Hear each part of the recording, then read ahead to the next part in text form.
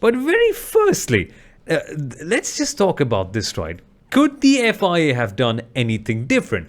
Now, it really helps to have you on, Kunal. Of course, in your role with Via Sport Network in Norway, you mentioned Hamilton going around saying money talks, and the money comes from companies, say, like Via Sport, the one you work for.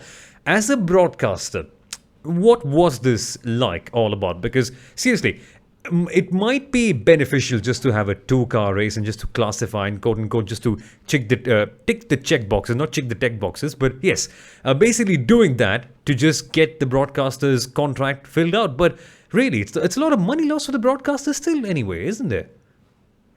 Well, okay, so controversy, and I'm going to try and stroke that a little bit more. And guys, the original idea of the title of this podcast was Michael Masi. Literally, that was what we were going to put it. But then Soumil and I thought maybe we're being too harsh on one gentleman just because he's the public face of the FIA and the one who's on radio, one whose radio messages we absolutely love for the clarity he offers and so on, right? But that's one thing. It's, of course, not just Michael Masi or Michael Masi as he's known. And talking about broadcasters, talking about money talks and so on, this is in no ways an official statement or an official stance, right? But the question that, came into my mind was, did we really need to wait 3.5 hours to have 2 laps behind the safety car just so that half the points could have been awarded, right? Imagine, Soumil, when they did the first formation lap, what if they had just finished 2 laps at that time itself? Right? Yeah. Then technically they would have done 2 laps, which would have been enough to award half points 10 minutes into the start of the race before the race start sequence was suspended. So we would have technically waited 3.5 hours or something, only be told that, guys, there is no race happening. Race is now suspended. And, we can all just go home.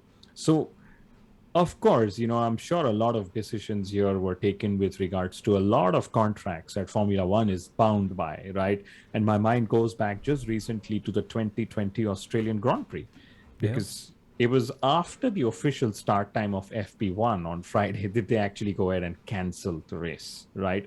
So pretty sure there were contracts, not just broadcasters, even the organizers on ground, even with regards to fans and the refund given, that were all taken into consideration that, okay, we are going to try and do what it takes to let the race happen. So none of the insurance clauses kick in. None of the people start protesting around, hey, but did you try enough to have a race, for example, right?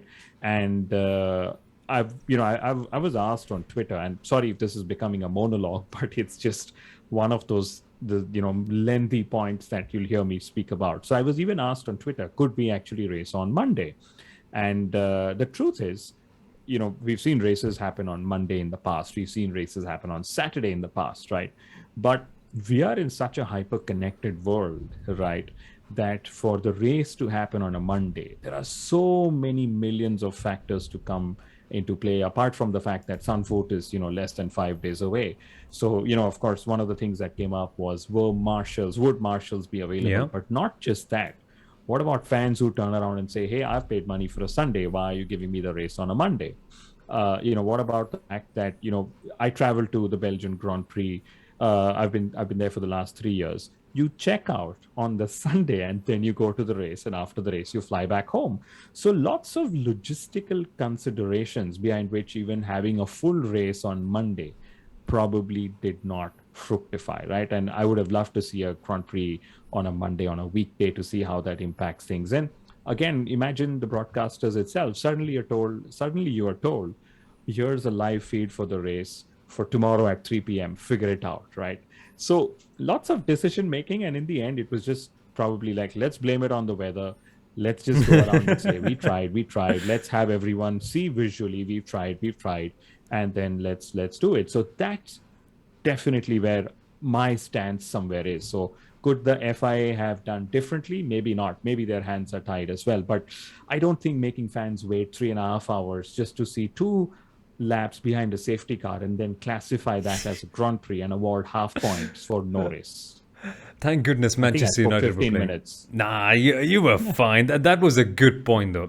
it helps that Man United were playing. Again, that's my point. But later on, what I mean to say is 1972 Spanish Grand Prix. Sundaram has pulled out this stat. That was the last time Formula One raced on a Monday. Not my stat. Sundaram's. He's just crazy with that. But coming back to the point, what we mean to say is imagine a Formula One race on a Monday. I know a certain Indian broadcaster would mind, because how would they show their old cricket match highlights from 10 years ago then? Coming back to the whole show then,